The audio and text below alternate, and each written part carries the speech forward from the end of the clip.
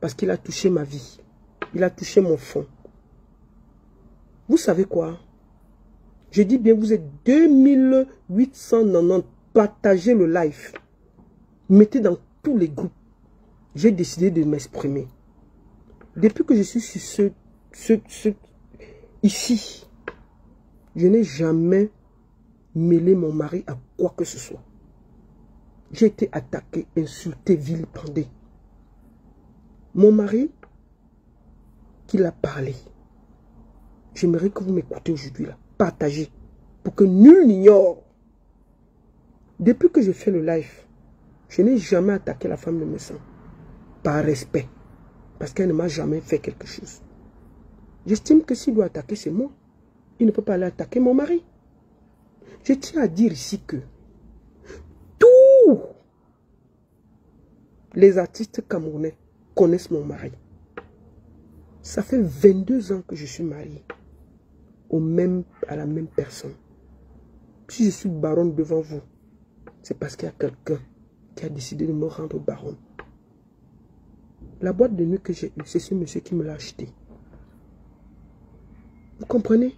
Parce qu'il connaissait ma passion pour la culture. Oui. Donc je tiens à ce que vous sachiez ça. Il parle de mon mari qui est sur la chaise roulante. J'ai dit que c'est un live de vérité. Et je vais vous dire la vérité. Comme je vous dis, on dit toujours que je ne suis pas mariée, je n'ai personne, je ne suis rien. Monsieur Steiner, qui m'a donné le nom, qui m'a tout donné, qui a été là pour moi, qui a fait de moi ce que je suis, c'est un homme discret. Même dans mes trucs, il ne s'est jamais mêlé. Tous les artistes camerounais, une bonne partie le connaissent. Parce que une bonne partie des Camerounais, des artistes, quand on tournait, on venait manger à la maison. Les Sami Diko, les Sejo, les Grâce Deka, ils connaissent mon mari. Plein de gens connaissent mon mari. Il y a plein d'artistes qui me disent que ton mari est où, Monsieur Steiner est où, comment il va. Quand moi, je partais au Cameroun avec Monsieur Steiner, on l'appelait Barthès. C'est l'homme que tu vois debout. Il est prêt avec des yeux bleus. Mon mari a des yeux bleus. C'est pas débat. Tu sais, les policiers de l'aéroport de Yaoundé là m'avaient dit que maman, avec toutes les qualités qu'on voit souvent atterrir ici là, maman, toi-même tu as fait comment pour avoir ta part, qui est prêt, qui est jeune, qui est avec toi. Oui. Je n'ai pas pris quelqu'un comme ça. J'ai pris quelqu'un qui est aussi solide. Et il m'a aimé avec mes défauts, avec mes qualités, avec qui je suis, avec mes choix. Je n'ai jamais rien caché à mon mari. J'ai été vrai. J'ai été honnête. J'ai été solide. Il y a les hauts et les bas. Ça fait 22 ans que je suis mariée au même homme. Il a voulu parler de mon mari. Mon mari a eu un cancer. Vous comprenez? Parce que je suis obligée de vous parler aujourd'hui. Il faut que le bruit s'arrête avec le chantage. Parce que je n'ai jamais caché mon mari. Ceux qui me sont proches savent ce que je vis. Mais devant vous, je montre toujours un visage solide. Parce que je suis une mère de famille. Je dois être debout avec tout ce que je traverse. Mon mari a eu un cancer. On a essayé d'opérer. Mon mari est tombé dans le coma. Mon mari a fait 6 mois de coma. Je venais devant vous tous les jours sans vous montrer ce que je vivais. Je partais au travail, je reviens, après je pars à l'hôpital. 6 mois, tous les jours j'allais lui parler. Ne nous laisse pas. Tu es solide, tu es un roi, tu es prêt. Le 23 décembre 2019, les médecins m'appellent. Ils me disent que c'est fini. On doit le débrancher. C'est trop. Vous comprenez, non? J'ai appelé toute la famille, les enfants et tout. On allait lui dire au revoir à l'hôpital. À Insel, à Ben. Ce que je dis, c'est avec des profits pour poser tout. C'est pas un débat. Il a voulu entrer dans ma vie, je vous donne ma vie. Je refuse que les gens prennent le chantage. Je dis la vérité. Je n'ai jamais, même devant vous. Moi, il y a des jours, je pars à l'hôpital, je pleure. Après, je reviens devant vous, je souris. Je devais être forte. C'est 22 ans de mariage. C'est pas 2 ans. Oui, je suis mariée 22 ans. Il n'a pas divorcé. Vous avez vu combien de blagues comme ça? J'ai une famille stable. Je fais mes choses, mais mon mari, je ne blague pas avec lui. Oui, vous comprenez? On m'a demandé de venir le débrancher. Vous comprenez? J'ai appelé toute la famille. Nous sommes allés lui dire au revoir. On a amené les paquets. Je me suis, le 24 décembre, je suis allé à l'église. Je me suis mise à genoux. J'ai dit au Seigneur que Seigneur, tu vois, je souffre depuis plus de 6 mois. Parce que mon mari a appelé les 6 mois. Il avait d'abord fait 2 ans à l'hôpital, rééducation. Tout. Il y avait beaucoup de choses. J'ai fait presque 3 ans à l'hôpital. Je vous parlais là, mais j'allais à l'hôpital tous les jours. Il y avait tellement fait. Le cancer, ça finit, on reprend. Il a eu 8 opérations. 8. Mon mari a eu 8 opérations. Donc, je suis parti le 24 décembre 2019. Je me suis mise à genoux. J'ai dit, Seigneur, nous voici au carrefour. Soit tu le prends, soit tu le guéris. J'ai allumé une bougie, j'ai posé. Je suis revenu à la maison. Le matin, je suis allé à l'hôpital. J'ai appelé tous les médecins, les professeurs. J'ai dit, moi, je ne peux pas le débrancher. Mais tout ce que je veux, c'est qu'il ne souffre plus. Arrêter tous les médicaments. Donnez-lui juste la morphine pour qu'il n'ait pas mal. C'est ma décision. Avec la famille entourée. Je l'ai fait. Le 23 décembre 2019. Personne n'a su ce que je vivais. Vous comprenez? Parce qu'ils ont voulu étaler ma vie. Mieux, je vous dis la vérité. Vous comprenez? Après ça, écoutez bien l'histoire. J'ai dit aux médecins, arrêtez tous les traitements, laissez-le aller en paix. Ok. Le 24, le monsieur n'est pas mort. Le 25 n'est pas mort. Le 26 n'est pas mort. C'est-à-dire qu'on a arrêté le traitement. C'est qui m'appelle là? On a arrêté le traitement.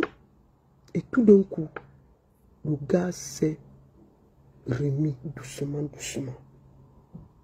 Je ne sais pas ce qui s'est passé. Oui, qui m'appelle là? Je vais bloquer la personne. Hein. La personne qui m'appelle encore, je le bloque. Arrêtez de m'appeler. Arrêtez de m'appeler.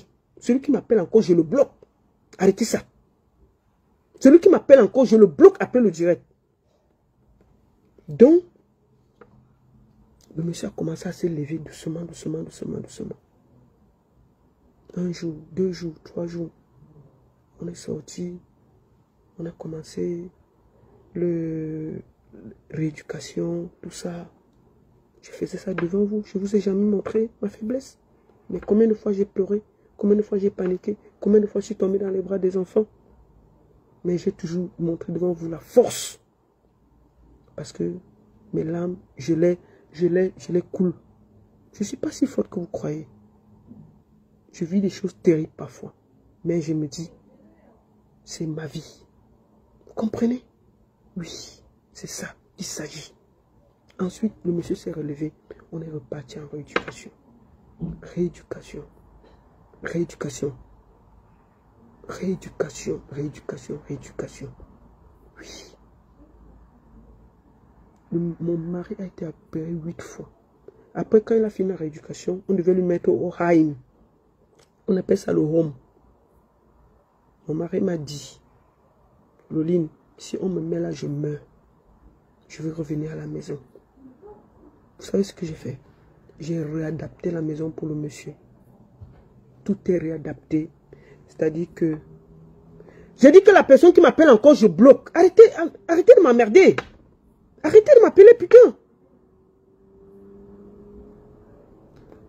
J'ai réadapté la maison. Après 6 mois de coma, c'est normal que monsieur soit sur chaise roulante. Mais je pouvais le mettre dans un haïm. Je pouvais me débarrasser. Qu'est-ce que j'ai fait? Je l'ai pris à la maison. J'ai réadapté tout. Les toilettes, sa chambre, médicale. Mon mari est suivi médicalement. Matin, midi, soir. Tout est adapté pour lui. Me Seigneur a voulu que j'entre dans la boue, que je me dévoile. Je me dévoile devant vous. Je vous prends un témoin. 3 ans de maladie, de galère. J'ai fait tous les hôpitaux de la Suisse avec mon mari. Si je ne l'aimais pas, je pouvais le lâcher. Je pouvais le déposer quelque part, je me calme. Mais je sais que ce monsieur a fait de moi ce que je suis aujourd'hui. Si je bois du cristal, c'est parce que Stein m'a permis de boire du cristal. Si je suis quelque chose, ce monsieur a tout fait pour moi. C'est le moment que je dois lui rendre ça. Je n'ai jamais voulu 22 ans de mariage, je ne peux pas m'asseoir sur ça. J'ai dit qu'il va fermer ses yeux à côté de moi. Voilà mon histoire. Le monsieur a fait presque 3 ans à l'hôpital. 6 mois de coma. Quand on sort de 6 mois de coma, on est paralysé. Vous comprenez? Mais il est là. Je n'ai jamais montré mon mari. Je ne le fais pas. Ce n'est pas maintenant que je vais le faire pour lui faire plaisir. S'il veut qu'il pose la photo de mon mari, je m'en fous. Je pars à l'hôpital avec lui. Je le pousse, je ne me cache pas. Parce que je sais que ce que je fais est bien. Je suis fier de moi. C'est ça mon rôle. Je ne veux pas être avec lui quand il est bien et quand il est mal. Je le mets, je le parque quelque part, je jouis de son argent. Non, je veux souffrir avec lui. Parce que il me donne ce que je veux. Il m'a donné qui je suis. C'est le moment que moi, je dois lui donner la main. Jusqu'à la dernière minute. Je le ferai jusqu'à la dernière minute. Donc, toi, qui parles d'un homme qui n'a rien fait, qui ne t'a rien demandé, tu te moques d'une maladie. Quelqu'un qui a eu le cancer, qui a fait 6 mois dans le coma. Nous avons lutté. Moi, je n'ai jamais parlé de ta femme. Je ne t'ai jamais provoqué. Je n'ai jamais parlé de ta vie. Je n'ai jamais parlé de tes enfants. Parce que j'estime que sur le net, il y a des limites. Tu as voulu poser ma vie. Je vous ai dit ce qui se passe. Je vous ai donné la vérité. Voilà la vérité. En 22 ans, avec l'homme qui m'a tout donné, l'enfant, tout. Je me dois d'être à ses côtés. J'ai refusé de le mettre chez les handicapés. Non, j'ai dit, tu viens avec moi. Je souffre, tu es là. Il se réveille le matin. Le matin, il a les infirmiers qui viennent. À midi, les infirmiers le soir. J'organise ça et je paye. Sans forcer. Tu vois, non? C'est ça qu'on appelle femme. J'espère que si tu es comme ça, ta femme fera ça pour toi. Tu vois? Parce que c'est de ça qu'il s'agit. On ne va pas se mettre bien avec un monsieur quand il te donne tout et dès qu'il est malade, tu n'es pas là. Tu vois? Si demain, parce que nul ne connaît ce qui se passe. Ça peut arriver à tout le monde de tomber malade. Qui sait que le cancer peut arriver? Qu'est-ce que tu en sais? Qu'est-ce que tu en sais? Tu te moques d'un malade. Qu'est-ce que tu veux parler? Moi, j'ai toujours protégé ce monsieur parce que même quand tout allait bien, ce monsieur n'a jamais voulu être à l'avant. Il rit toujours, il me met toujours devant. Il connaît ma vie. Je n'ai jamais caché ma vie, même à mon mari. Il connaît mes vices. Il connaît ma vie. Je ne cache rien à mon mari. Si on est 22 ans ensemble, il me connaît. Moi là, j'ai eu des moments où j'ai pleuré. Je pars comme ça. Tous les jours, 6 mois, je lui parlais dans le coma. Je dis que tu ne peux pas me lâcher. Tu ne peux pas me lâcher. Il s'est réveillé. Donc je voudrais que tu comprennes que ce que tu es en train de faire là, il faut te respecter mon frère.